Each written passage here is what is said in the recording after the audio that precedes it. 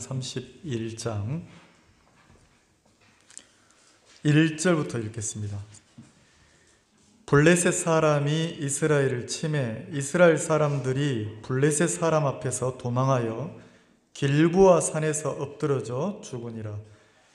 블레셋 사람들이 사울과 그 아들을 쫓아 미쳐서 사울의 아들 요나단과 아비나답과 말기수아를 죽이니라.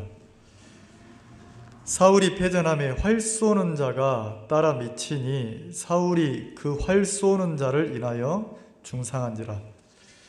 그가 병기든 자에게 이르되 네 칼을 빼어 나를 찌르라. 할례 없는 자들이 와서 나를 찌르고 모욕할까 두려워하노라. 하나 병기든 자가 심히 두려워하여 즐겨 행치 아니하는지라. 이에 사울이 자기 칼을 취하고 그 위에 엎드러지매 병기든 자가 사울의 죽음을 보고 자기도 자기 칼 위에 엎드러져 그와 함께 죽으니라. 사울과 그 세 아들과 병기든 자와 그의 모든 사람이 다 그날에 함께 죽었더라. 6절에 보면 사울과 그 세 아들과 병기든 자와 그의 모든 사람이 다 그날에 함께 죽었더라 그랬어요. 그러니까 이 31장은 죽음을 기록한 거예요. 누구의 죽음이냐? 이제 개인적으로는 사울의 죽음이고, 그리고 크게는 사울과 함께 했던 사람들의 죽음이라는 거죠. 그러면 저는 그냥 이 말씀을 이렇게 한 주간 묵상하면서 무슨 생각을 했냐면, 나에게도 사울의 개인의 죽음이 오는 것처럼 나에게도 죽음이 올 거잖아요. 내 인생의 끝자락이 올 건데, 그럼 다른 거 생각하지 말고 내 인생 끝자락에 내가 죽음이라는 걸 맞이했을 때 이 31장에 자세히 살펴보면 내 인생도 들어있는 거예요. 그래서 사울이 죽었는데, 사울이 죽었을 때 과연, 사울이 40년을 이스라엘 왕으로 살았잖아요. 그러니까 40의 왕이 돼서 40년을 통치했으니까 80 다 됐죠. 그러니까 그렇게 살았는데 사울이 죽었을 때 과연 왕으로 살았지만 사울의 인생에 무엇이 남았는지가 이 31장에 아주 자세히 기록되어 있더라고요. 그리고 냉정하게 기록되어 있어요. 거기에다 무슨 감정이나 무슨 이런 게 섞이지 않고 아주 냉정하게 냉철하게 하나님 편에서 사울의 인생의 마지막에 뭐가 남았는지 이게 기록되어 있는 게 보이는 거예요. 여러분은 여러분의 인생의 끝자락에 마지막에 여러분이 딱 죽고 나서 여러분 인생에 어떤 게 남았으면 좋겠는지 생각해 보신 적 있으세요? 뭐가 남았으면 좋겠나? 아니면 내가 죽고 나서 내가 어떤 인생을 살았는지, 내 인생이 어떻게 평가될지를 생각해 본 적이 있냐는 거죠. 여기 보면 6절에 우리가 그렇게 되어 있잖아요. 사울과 그 세 아들과 병기든 자와 그의 모든 사람이 다 그날에 죽었더라. 근데 죽은 이유가 3절이에요. 사울이 패전함에 그랬어요. 사울이 안 죽어도 되는데 전쟁에서 졌다는 거죠. 누구와 전쟁을 했냐면 블레셋이 쳐들어와서 블레셋과 전쟁을 해서 사울이 패전한 거예요. 진 거예요. 그래서 죽을 때 상황을 그려놨어요. 죽을 때 어떻게 죽었느냐, 칼싸움하다 죽었냐 보니까 그게 아니고 전쟁에서 밀려서 막 도망가는데 이 길보아 산에서 전쟁을 하다가 밀리는데 어떻게 합니까? 이게 사울이 도망가다가 블레셋 활 쏘는 부대가 활을 막 쐈나 봐요. 화살이 비발처럼 날라오는데 그게 이제 우연히 사울에게 맞은 거예요. 그래서 사울이 활에 맞아서 그 3절에 보면 활 쏘는 자가 따라 미치니 사울이 그 활 쏘는 자를 인하여 중상한지라. 근데 이 내용이 활 쏘는 자가 사울만 겨냥해가지고 이렇게 이제 표적 치료처럼 사울만 탁 쏜 게 아니고 사울이 죽었는지도 몰랐어요. 그러니까 막 도망가는 이스라엘 군대를 향해서 블레셋의 그 활 쏘는 부대가 활을 쏘았는데 그 활이 이제 사울에게 맞은 거죠. 그래서 4절에 보면 그가 병기든 자에게 이르되, 사울 왕의 무기죠. 칼을 들고 다니는 소년이 있다는 거예요. 그걸 병기든 자라고 하는데, 그 병기든 자가 그 자기가 활에 맞아서 죽어가니까 사울이 병기든 자에게 뭐라고 하냐면 칼을 빼서 나를 찔러 죽여달라는 거죠. 내가 장수인데 이스라엘의 왕인데 내가 명예롭게 죽고 싶다. 그 옛날에 여러분 드라마에 포청천이라는 드라마 보셨어요? 근데 포청천이라는 드라마에 보면 개작두가 있고 용작두가 있는 거예요. 그래서 그 한 나라에 크게 이릇된 재상들이 잘못해서 죽일 때 어떻게 죽이냐면 아주 그 사람을 모욕적으로 죽일 때는 작두는 작두인데 개작두에다 죽이는 거예요. 그러니까 개작두에 죽는 것을 엄청 수치스럽게 여긴다는 거죠. 자기는 이제 개작두에 죽고 싶지 않다는 거지. 죽음을 명예롭게 죽고 싶은 거예요, 사울이. 후세에 자기가 하나님을 믿지 않는 이방인들에게 치욕스럽게 죽었다는 소리를 듣고 싶지 않아서 사울이 자기 칼을 가지고 다니는 그 병기든 소년 보고 자기를 찔러 죽여달라는 거죠. 근데 그 병기든 소년이 이제 못 죽이는 거죠. 어떻게 하나님이 세운 왕을 죽이냐 해서 이제 안 찌르는 거예요. 그러니까 사울이 어떻게 하냐면, 자 4절, 그가 병기든 자에게 이르되 네 칼을 빼어 나를 찌르라. 할례 없는 자들이 와서 나를 찌르고 모욕할까 두려워하노라. 하나 병기든 자가 심히 두려워하여 즐겨 행치를 아니한지라. 이에 사울이 자기 칼을 취하고 그 위에 엎드러지매. 자, 그러니까 사울이 얼른 칼을 뺏어가지고 자기 칼을 빼서 그 자기 칼 위에 엎드려져서 칼로 자기 몸을 찔러서 자살했단 말이에요. 이렇게 죽었어요. 이 죽음 내용이에요. 그러니까 병기든 자도 따라서 죽고 사울의 세 아들도 죽었다. 이게 이제 죽음의 평가라는 거죠. 그래서 이 6절까지는 사울이 죽은 것을 기록을 했어요. 근데 이상하죠? 사울이 죽었는데, 사울 이스라엘 왕이 죽었는데 7절부터 마지막 13절까지는 다른 내용이 나온 게 아니고 사울이 죽었을 때 어떤 사람들이 와서 사울의 시신을 수습해서 장례를 치러준 이야기를 성경에 기록을 한 거예요. 그러면 이제 이렇게 생각해 봅시다. 어떤 분들은 그 강의를 들어보니까 이렇게 설교하시는 목사님들도 계시던데, 야, 은혜를 입었으니까 은혜를 갚아야 된다 이렇게 하시는 분들도 있더라. 물론 그것도 맞겠지만 제가 고민이 참 많이 되는 거예요. 왜 사울이 죽었을 때 개인적으로 보면 하나님을 섬기던 한 신앙인이 죽었잖아요. 한 나라로 보면 하나님이 선택한 선민인 이스라엘 백성의 왕, 지도자가 죽었잖아요. 그러면 사울이 죽고 나서 역사의 기록이 될 때 무슨 사울의 업적이 쭉 기록될 만한데 아무것도 없는 거예요. 그건 다만 전쟁에서 졌다, 패전했다, 죽었다. 왜 죽었냐? 활에 맞아가지고 자기 칼로 자살해 죽었다. 근데 어떤 분들은 자살하면 하나님 악하게 본다 또 이렇게 설교하시는 분들도 있던데, 아니 왜 이렇게밖에 기록이 안 됐지? 그리고 왜 그 길르앗 야베스 사람들이 장례치는 이야기를 기록에 남겼지, 성경에? 이 생각이 드는 거예요. 자, 그럼 내가 죽으면, 나도 사울처럼 개인적으로 보면 우리도 하나님을 섬기는 신앙인으로 살다가 언젠가 죽음이 찾아와서 이 세상을, 이 육신을 벗고 이 땅을 떠납니까? 안 떠납니까?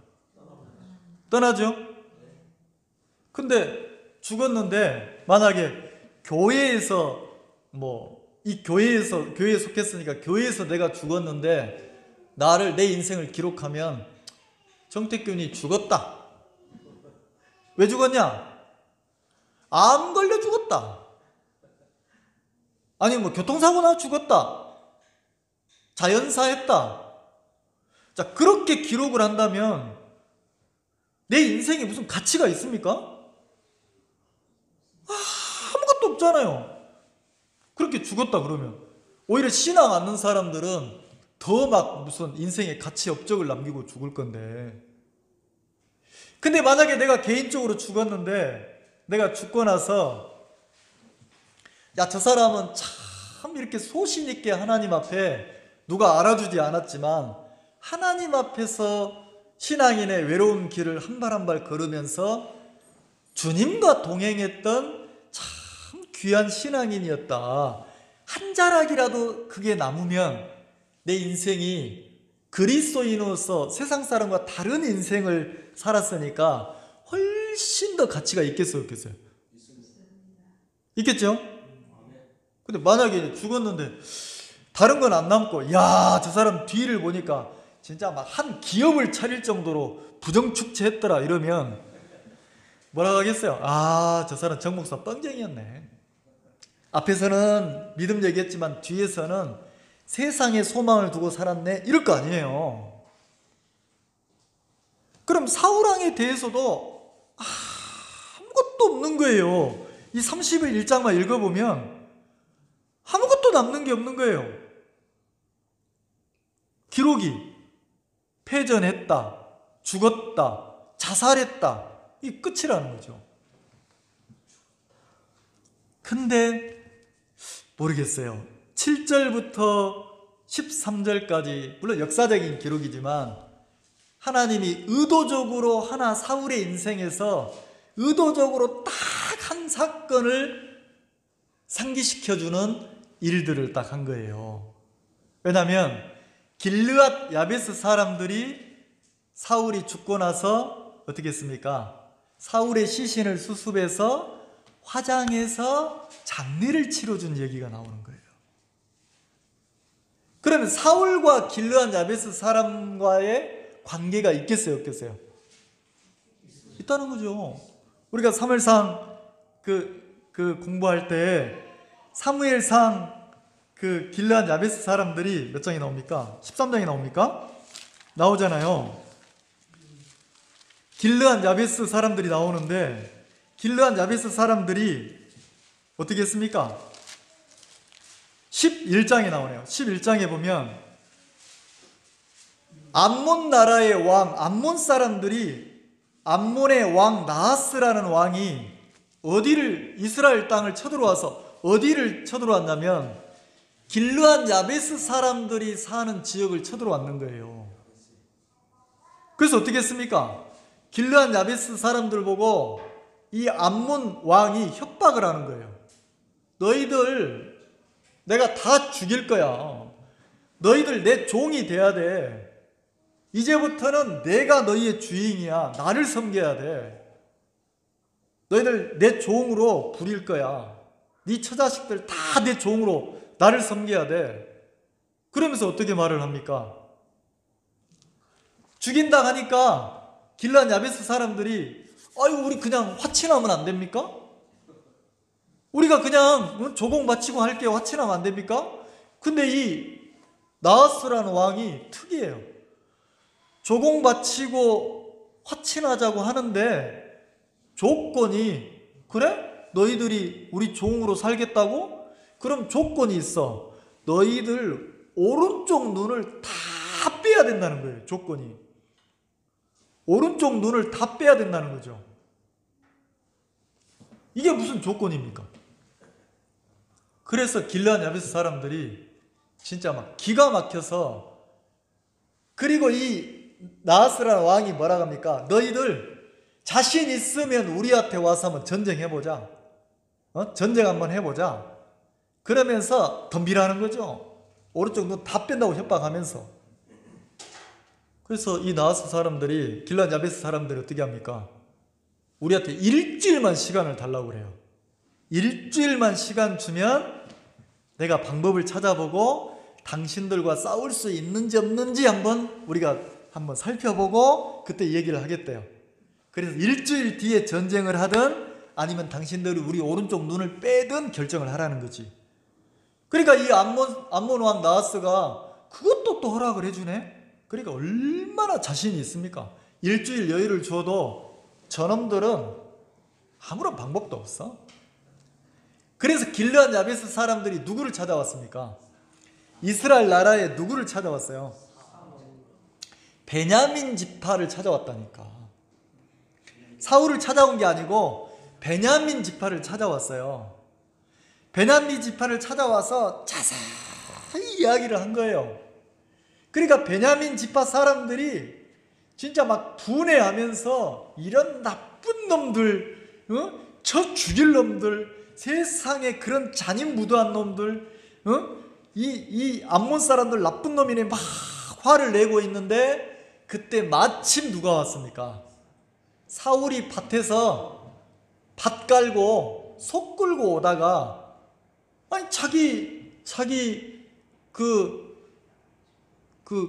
베냐민 사람, 자기 지파 사람들이 막 동네 사람들이 화를 내고 있으니까 왜 화를 냅니까? 물으니까 사울에게 자세히 이야기를 해주는 거예요.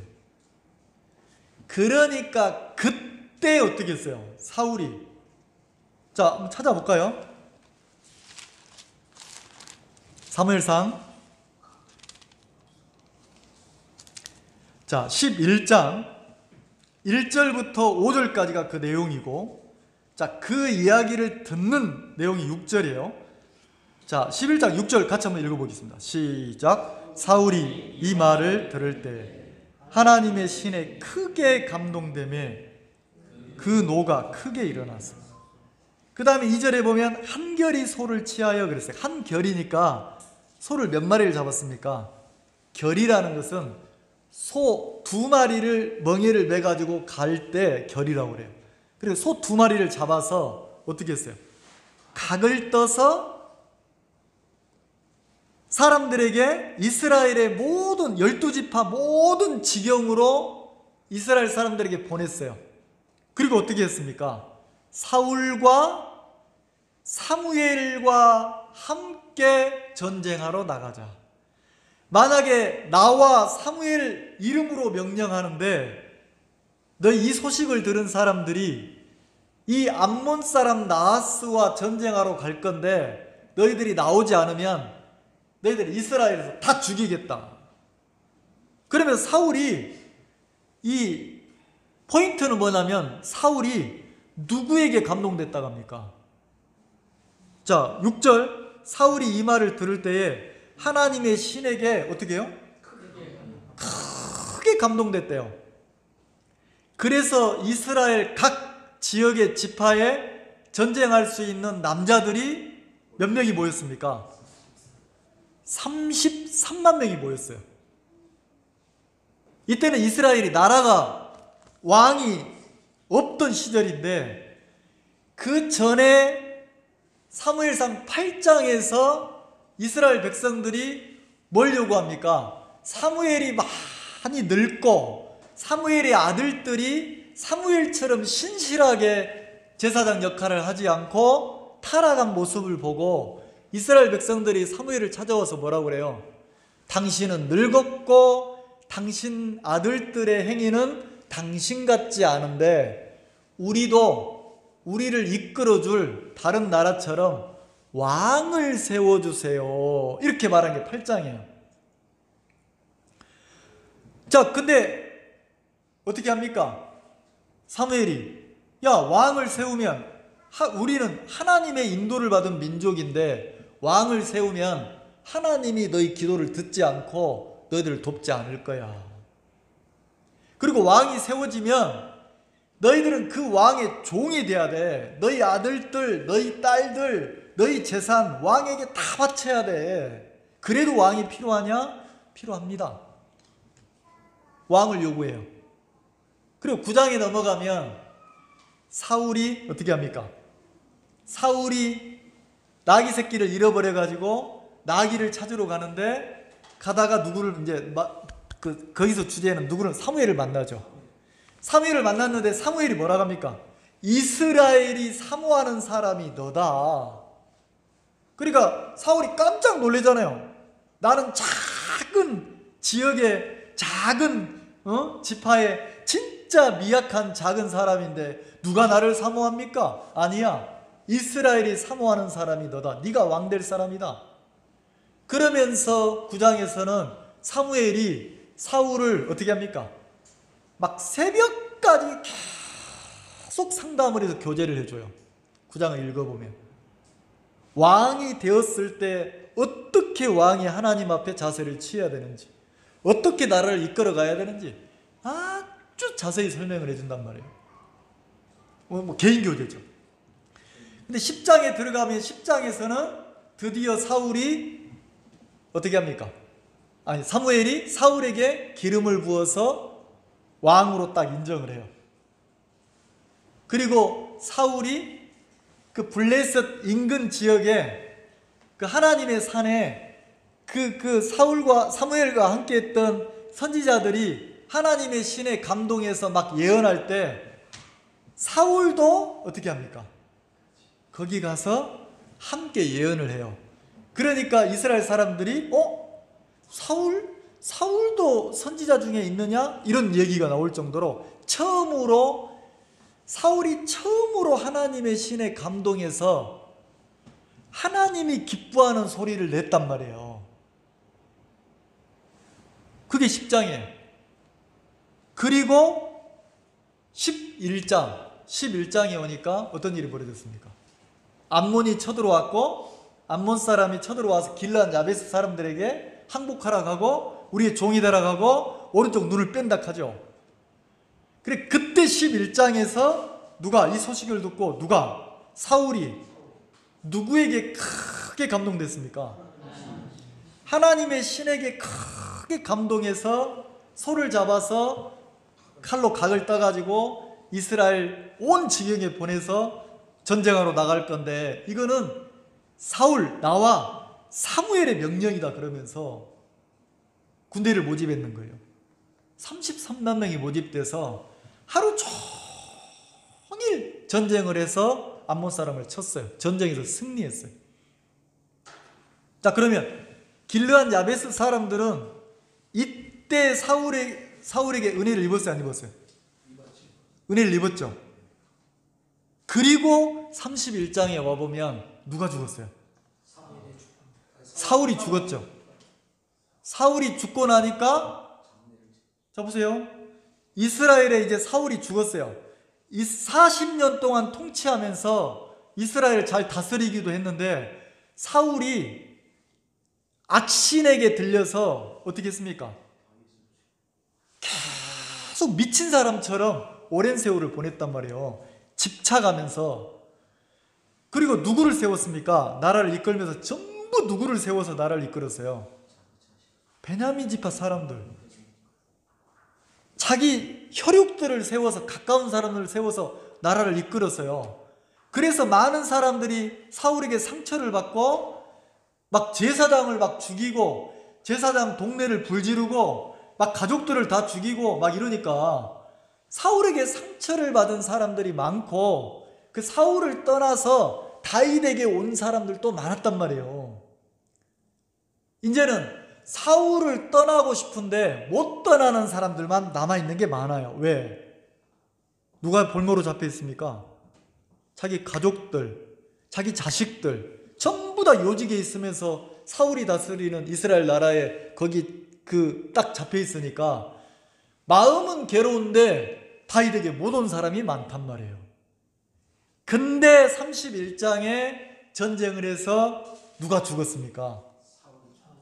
이스라엘이 패하고 사울이 죽었어요. 그러면 사울에게서 못 벗어났던 사람들이 사울의 죽음을 통해서 이제는 누구에게 막 몰려오겠습니까? 네, 다윗에게 막 몰려오는 거예요. 시대적인 배경이. 자, 그러면 이때는 사울이 죽었는데 사울 쪽으로 붙어가지고 막 시신을 수습하고 장례를 치르고 이러면 시대적인 흐름에 맞습니까? 잘못하면 역적으로 찍힙니까? 그래서 자기가 살려면 어떻게 해야 돼요? 다윗 편에 서야 되는 거예요. 그래서 나중에 사무엘하로 넘어가면 그 이스라엘에 속한 아말렉 소년이 어떻게 합니까? 그 사울의 죽었다는 증거라 하면서 이게 전리품이라 하면서 막 이러잖아요. 다윗에게 잘 보이려고. 근데 이상하죠? 왜 이 죽었는데 길르앗 야베스 사람들은 머리가 안 돌아갈까요?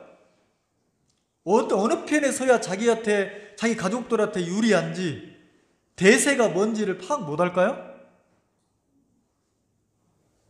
사울의 시신을 수습하면 블레셋 사람들도 싫어할 거고, 다윗에게 속한 사람들도 이게 이스라엘 분위기가 지금 그럴 때가 아닌데,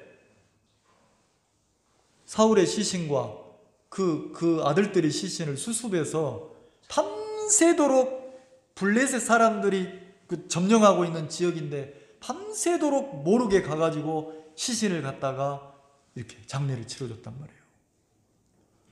그러니까 뭐가 안 맞잖아요. 근데 왜 그랬냐는 거죠.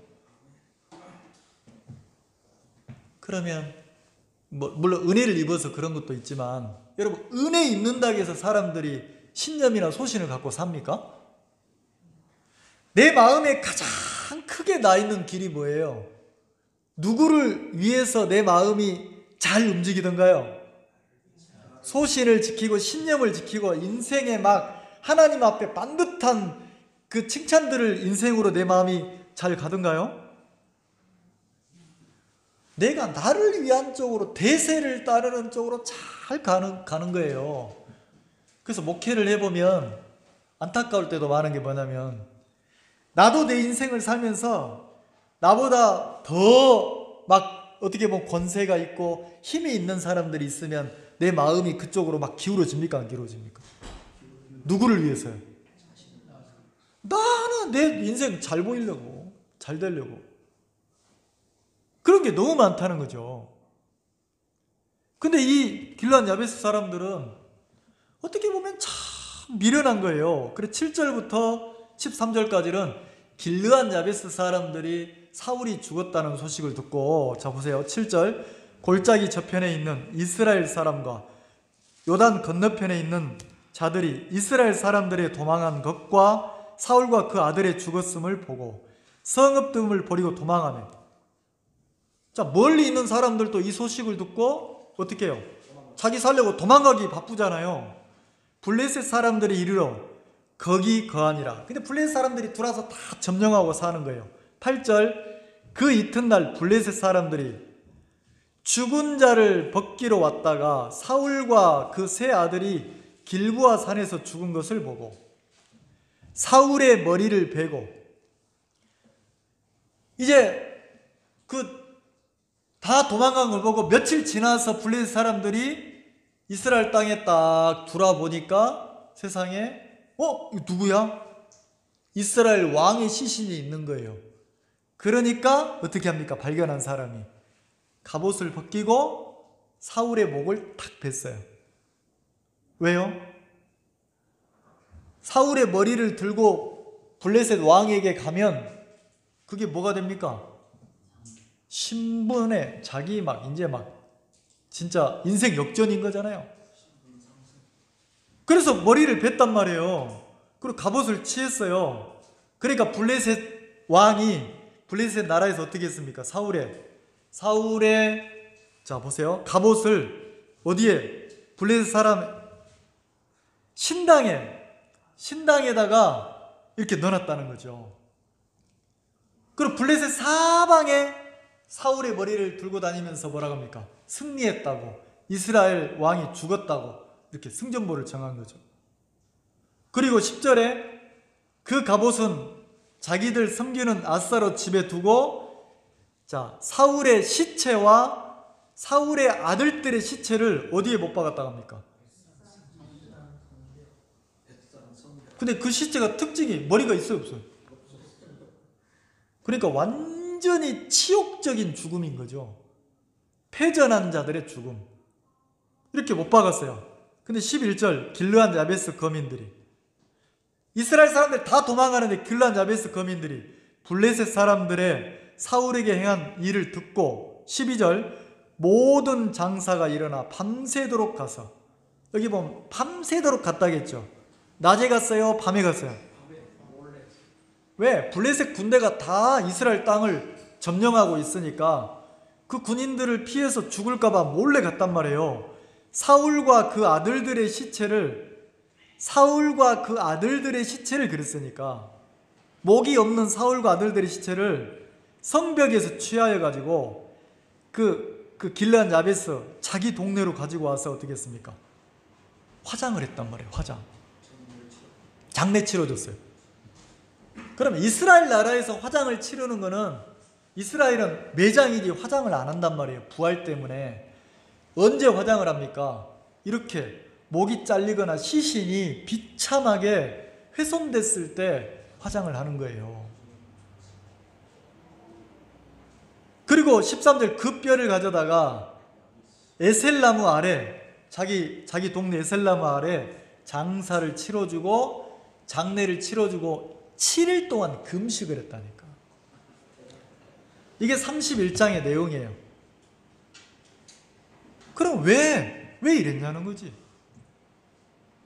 그러면 은혜를 갚으려고 했다, 그 말도 맞지만 길르한 야베스 사람하고 사울하고 연관이 있는데, 이건 사울의 인생 죽음의 끝자락을 얘기하면서 길르한 야베스 사람이 연결됐으니까, 사울의 인생에서 하나님의 영에 감동된 때가 딱 2번밖에 없어요.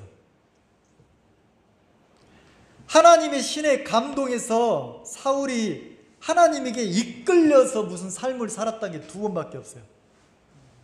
한 번은 그 선지자들과 함께 그 틈에 있으면서 감동돼가지고 예언한 거. 하나님의 신에 감동했으니까 사울의 입에서 어떤 소리가 나왔어요? 사울의 소리, 사울의 생각, 사울의 느낌을 얘기했겠습니까? 사람은 사울인데 하나님의 신에 감동해서 예언을 했으니까 사울인데 하나님의 마음에 있는 얘기가 나왔겠습니까? 그게 첫 번째예요. 그리고 2번째는요, 길르한 야베스 사람들을 구해줄 때 그때 여호와의 신에 크게 감동했어요. 누가? 사울이. 근데 이상하죠? 그때 크게 감동해서 전쟁에 승리했는데 사울이 어떻게 합니까? 전쟁에 승리하고 나서 어떻게 합니까? 그럼 찾아볼까요? 11장 다시 봅시다.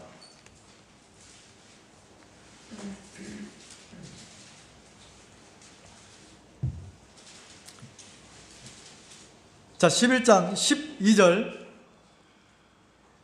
백성이 사무엘에게 이르되, 자, 어떤 백성이냐? 이스라엘 백성들, 승리한 백성들이 누구를 찾아왔어요?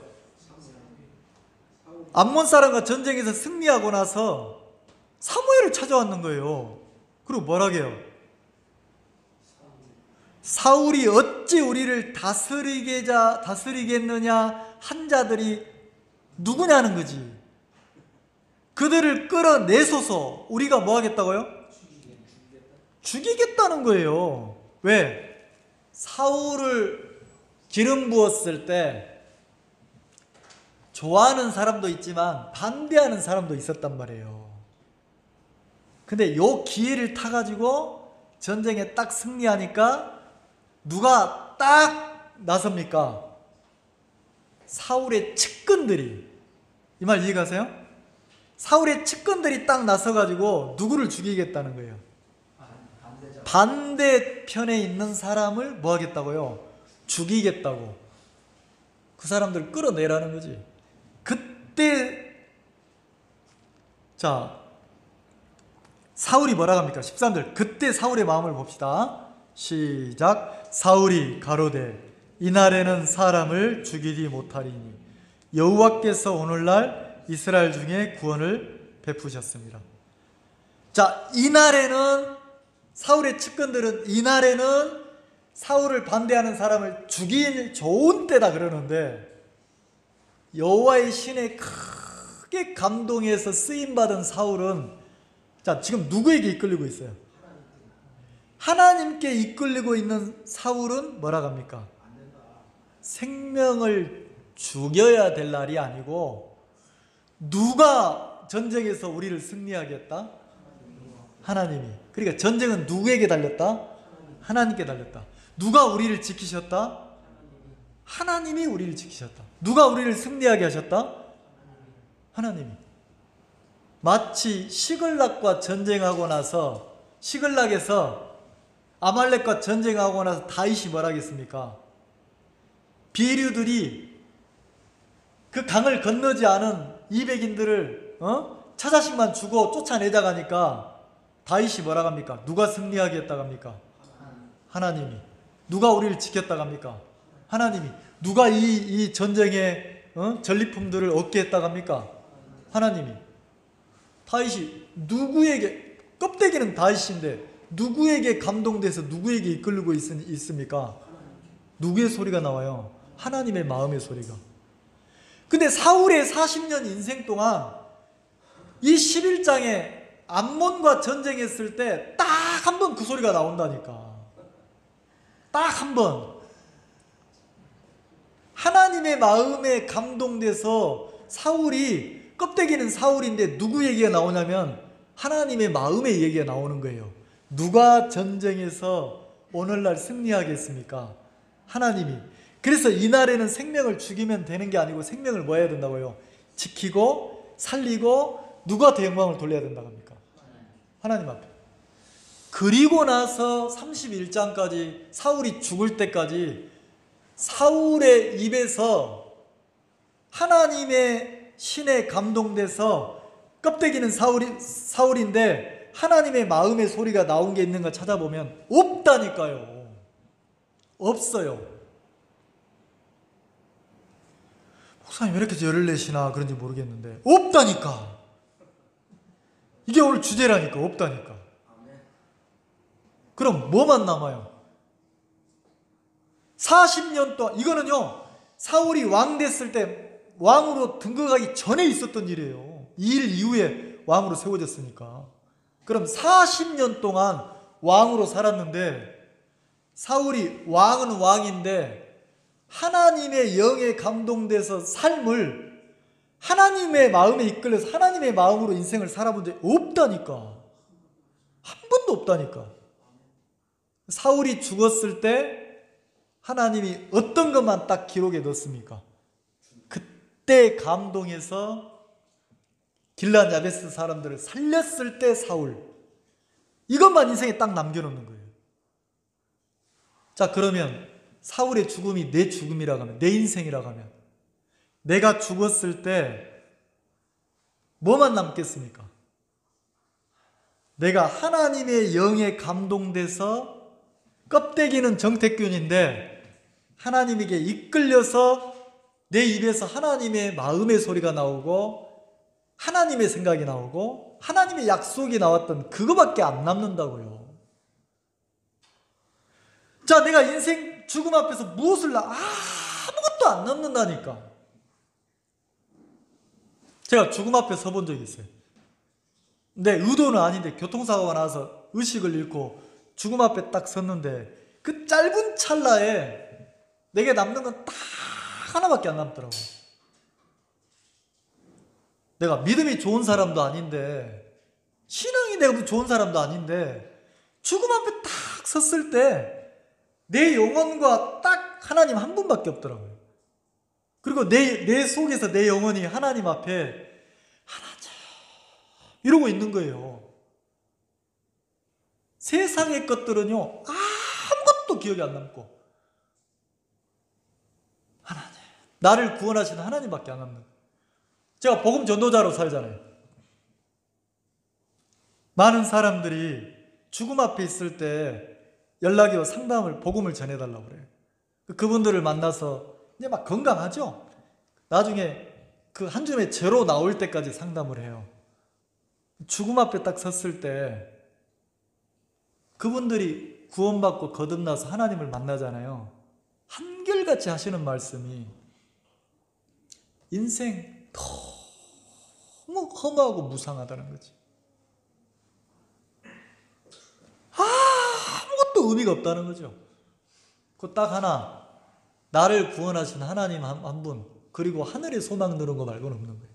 그리고 뭐라고 하시는지 아세요? 목사님, 우리 아들 좀 잘 부탁합니다. 목사님, 우리 가족들 좀 잘 부탁합니다. 내가 뭘 해줄 수 있는 건 아닌데 그분이 내 아들, 내 아내, 내 가족 잘 부탁합니다 할 때는 뭘 부탁하겠어요? 이 땅에서 잘 먹고 잘 살고 잘 지내고 이걸 바라겠어요? 아니라니까. 다 하나를 바라는 거예요. 내 가족들 나처럼 똑같은 인생을 삽니다. 하나님에게 관심 없고 자기 영혼에 관심 없고 어디에만, 이 세상에만. 근데 자기가 죽음 앞에 서보니까 뭐만 남아요?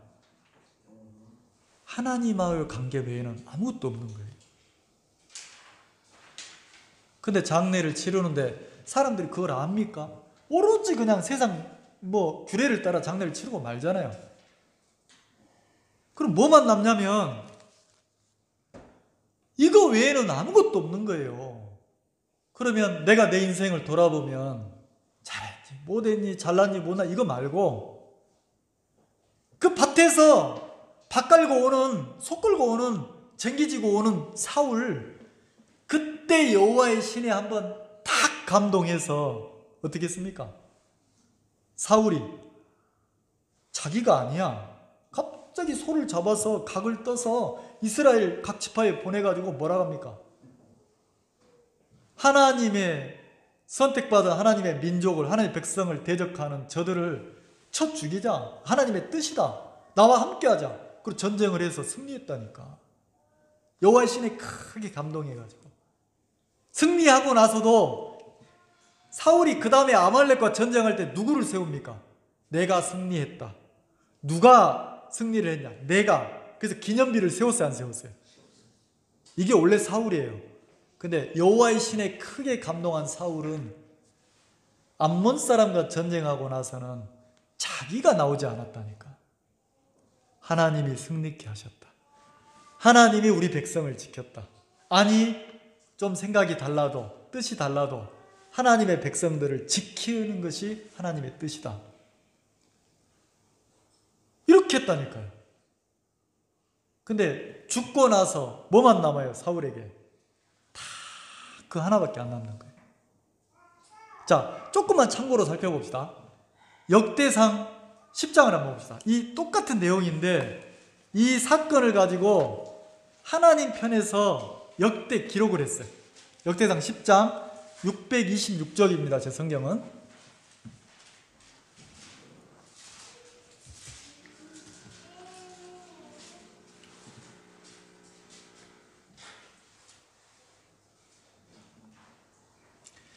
자, 사울의 죽음을 여러분이 나중에 역대상 10장을 한번 읽어보세요. 사무엘상 31장의 그 사울의 죽음을 하나님 편에서 기록한 내용이에요. 자세히. 자, 10절 같이 한번 읽읍시다. 13절, 14절 같이 한번 읽읍시다. 시작. 사울의 죽은 것은 여호와께 범죄하였음이라. 저가 여호와의 말씀을 지키지 아니하고 또 신접한 자에게 가르치기를 청하고 여호와께 묻지 아니하였으므로 여호와께서 저를 죽이시고 그 나라를 이새의 아들 다윗에게 돌리셨더라. 자, 누가 사울을 죽였다고 합니까? 이거는 하나님 편에서 보시는 거예요. 자, 누가 사울을 죽였다고요? 14절에 여호와께서 저를 뭐 하시고? 누가 사울을 죽였다고 합니까? 그럼 하나님이 사울을 죽였습니까? 전쟁에서 패해가지고 자기가 칼로 자살해 죽었습니까? 하나님은 사울을 보실 때 그렇게 보시는 거예요. 그 죽음이 하나님이 죽이신 거라는 거죠. 왜 죽였다고 합니까? 여호와께 뭐해서 죽였다고요? 범죄했어. 그럼 어떤 범죄를 했습니까? 간음하고 도둑질하고 이런 범죄가 아니고 어떤 범죄를 했다고 합니까? 여호와의 말씀을 지키지 않았다는 거지. 그럼 여호와의 말씀을 지키지 않았다는 것은 약속 말고 그 40년 동안 살면서 딱 한 번 여호와의 신에 감동해서 그 말씀대로 이끌렸고 나머지는 전부 다 뭘 이끌려 살았다는 겁니까? 자기 마음, 자기 생각을 따라서. 사울이 시소 같잖아요. 내가 약속을 믿을 거냐? 여호와의 말씀을 믿을 거냐? 내가 보여주는 형편을 따라갈 거냐? 사울은 순간순간 계속 어디를 갔습니까? 말씀의 약속이 아니라 자기 생각편으로 기울어졌다는 거죠. 그래서 말씀을 지키지 않았고 그 다음에 또 뭐라 하겠습니까? 두 번째 이유가 누구에게 가르침을 청하고 배웠다고요? 겉모양은 어느 나라의 왕입니까? 겉모양은 하나님이 선택한 하나님의 백성의 나라의 왕이에요. 겉모양은 누가 자기를 세웠다고 합니까? 하나님이 나를 세웠다고 그래요. 근데 속은 누구에게 가르침을 받고 누구를 찾아다닙니까? 신접한 여인을 찾아가고 신접한 여인에게 가르침을 받는 거예요. 이 말 이해가세요? 어떤 분이 전화로 목사님 이렇게 얘기하죠. 목사님 우리 언니가요 잠을 잘 못 자고 몸이 별로 안 좋대요. 왜요? 자꾸 귀신이 찾아와서 언니를 한 번씩 괴롭혀요. 그래서 언니가 어떻게 하는데요? 지극정성으로 이제 막 뭘 하면 좀 좋아진다는 거지. 자, 이게 뭐예요? 여호와를 섬기는 하나님의 백성들이 보면 이걸 보고 뭐라고 합니까? 미신, 우상. 이 말 이해가세요? 귀신. 그러면 마귀는 철저하게 사람들을 어떻게 합니까? 믿게 만들잖아요. 그래서 안 믿는다고 해도 많은 사람들이 전부 다 마음속에 신접한 사람들처럼 신을 접했다겠으니까 그 여인을 찾아가는 것처럼 무당이 하는 말을, 점장이 하는 말을, 미신이 하는 말을 믿어야 안 믿어요? 거기서 가르침을 받습니까? 안 받습니까? 그리고 또 빌면 좀 좋아져 안 좋아져? 좋아지잖아요. 왜요? 그게 뭐예요? 그 사람의 믿음이라니까. 믿음. 그러면 사울은 하나님의 선택받은 하나님의 민족, 하나님의 백성의 왕으로 겉모양인데 실제 마음의 삶은 누구를 찾아갔고 누구에게 가르침을 받았다고 합니까? 하나님을 찾아와서 하나님께 가르침을 받고 살았다. 일이 안 되고 신접한 자를 찾아가서 신접한 자들에게 가르침을 받고 살았다고 돼 있어요, 안 돼 있어요? 그게 죄라는 거예요. 그리고 세 번째 죄가 뭡니까? 여호와께 묻지 않았다는 거죠. 왜 안 물었어요? 하나님이 자기를 돕지 않을 것처럼, 하나님이 자기를 버린 것처럼. 그러면 이 하나님이 사울을 죽인 이유는 범죄 때문이에요. 사울의 인생 속에 들어가 보니까 여호와의 말씀보다 자기 생각을 쫓았고, 그리고 껍데기는 신앙인인데 마음속에는 세상 사람하고 똑같이 어떻게 해? 이 말에 이끌리고 저 말에 이끌리고 이 분위기 이끌리고 저 분위기 이끌리고, 이게 세상에 뭘 쫓았다는 겁니까? 관습을 쫓았다는 거예요. 그런 삶을 살았다는 거죠. 그리고 하나님께 묻지 않았다는 거죠. 묻지 않았다는 것은 하나님께 기도하고 물으면 주의 마음이 옵니까 안 옵니까? 주의 마음에 이끌리지 않았다는 거죠. 이게 범죄라는 거지. 그래서 누가 죽였다고 합니까? 하나님이 사울을 뭐 했다고요? 죽였다고. 그럼 하나님이 사울을 죽일 것 같으면 진작 40년 전에 죽이지. 아말렉 전쟁했을 때 말 안 들을 때 탁 죽이지. 첫 번째 죽이지. 40년 지나도록 하나님이 계속 사울을 기다렸어, 안 기다렸어? 기다렸죠? 그 스스로 딱 자결해서 죽고 나니까 하나님이 뭐라고 해요? 내가 너를 죽였다는 거죠. 그거는 하나님이 사울을 찔러 죽였다 이 소리가 아니고, 자살하도록 만들었다는 게 아니고, 사울의 주어진 인생 속에 하나님과 관계가 남는 건 딱 뭐밖에 없어요? 딱 하나밖에 없어요. 길르앗 야베스 사람과의 관계밖에 없는 거예요. 그때 한번 사울이 여호와의 신에 크게 감동해서 하나님께 이끌렸습니까? 안 이끌렸습니까? 그러면 이 죽음을 통해서 나를 보면, 내 인생을 보면, 내 인생에도 내가 인생 끝자락에 무엇을 남겨야 내 인생에 가치가 있을까? 그리스도인으로서 내가 여호와의 신에 감동해서 하나님의 마음에 이끌려서 내가 그리스도인으로 순간순간 산다면 그 삶이 가장 가치 있고 아름다운 인생이라는 거죠. 아멘? 아멘. 근데 문제는 뭐냐면 사울을 누가 속였습니까? 이 세상의 권세를 잡은 마귀가 사울의 인생을 그렇게 속인 것처럼, 우는 사자처럼 성도들의 삶을 계속 속인다는 거예요. 아무것도 없는데, 이 세상에 아무것도 없는 장망성인데 하나님하고 마음이 연결돼서 내가 껍데기는 나지만 내 입에서 여호와의 감동된 소리가 나오고 여호와를 찬양하고 생명의 복음을 전하고 교회를 섬기고 막 이런 어떤 거기서 오는 기쁨 있잖아요. 세상 어디에서도 내가 인정받지 못하지만 성도로서 하나님이 나를 복되고 아름답게 이끌어가는 그 삶을 살다가 죽으면 가장 아름답다는 거죠. 아니 무슨 암에 걸려 죽으면 저주입니까? 무슨 교통사고 나가 죽으면 안 그래요. 어떤 모양으로든 내가 한번 육을 벗어야 돼요. 암에 걸렸든 교통사고든 자연사든 건강에 죽든 만약에 내가 하나님과 마음이 연결돼서 살면서 주님의 마음에 이끌려서 산다면 아름답고 그게 남는 거고, 그게 없다면 의미가 없는 거예요. 그리고 뭐라고 합니까? 나라를 빼앗아가지고 누구한테 줬다고 합니까? 이새의 아들 다윗에게 돌렸다고 하잖아요. 그럼 하나님 이제 또 누구를 지켜보겠습니까?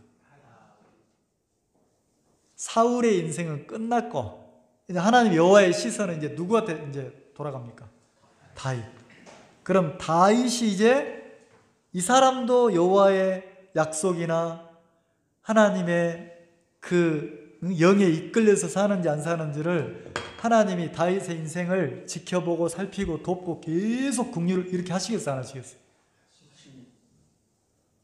그러면 이 성경을 그냥 좀 이렇게 돌려서 보면 우리에게도 나에게도 하나님이 내 남은 삶의 나라를 인생을 딱 돌려서 나를 지켜보고 계십니까, 안 계십니까?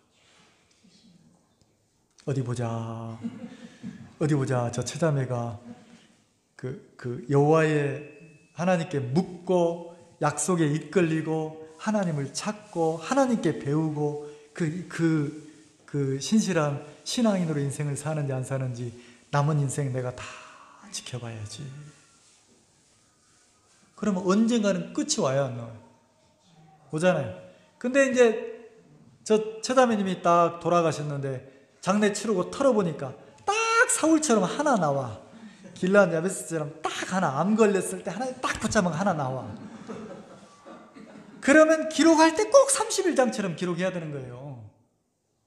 근데 세상에 저런 분인지 몰랐는데 이렇게 돌아가시고 나서 인생을 쭉 털어보니까 이 세상에 그것만 있는 게 아니고 막 교회를 섬긴 것도 있고 복음을 섬긴 것도 있고 막 가족들을 섬긴 것도 있고 막 하나님 앞에 이끌렸던 간증이 있고 나중에 일기장을 보니까 말씀하고 막 깊어져 가지고 주님과 사귀고 이거 막 진짜 두둑한 거예요. 그러면 세상에서는 죽었다 하겠지만 하나님 편에서는 그 인생을 어떻게 하겠습니까? 참 귀하게 살았다 이래 안 하겠어요? 그리고 그 삶이 하나님이 이렇게 이게 우리가 하늘의 세계에 갔을 때 또 상급으로 보상을 준다는 거죠. 이게 그리스도의 삶이라는 거죠.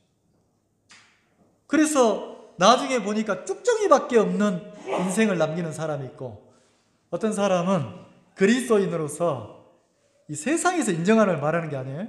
하나님 편에서 하나님 편에서 영에서 그리스도인으로서 인생이 부자인 사람이 있다는 거죠. 부자인 사람. 그 사무엘상 31장을 통해서 진짜 내 인생을 한번 점검해보고 이렇게 보면 내가 어떤 걸 남기고 살아야 되는지 어떤 가치 있는 살아야 되는지 그게 너무 선명하다는 거죠. 그래서 저도 여러분들도 하나님 앞에서 사람들이나 세상이나 남들이나 이거 말고 주님 앞에서 내 인생 끝자락에 하나님이 내가 어떻게 이끌렸고 어떻게 감동됐고 어떻게 주의 마음으로 살았는지 그런 풍성한 주님과 풍성한 신앙인으로서 그런 복들을 누리시는 그런 삶들을 또 한 주간 보내시기 바랍니다.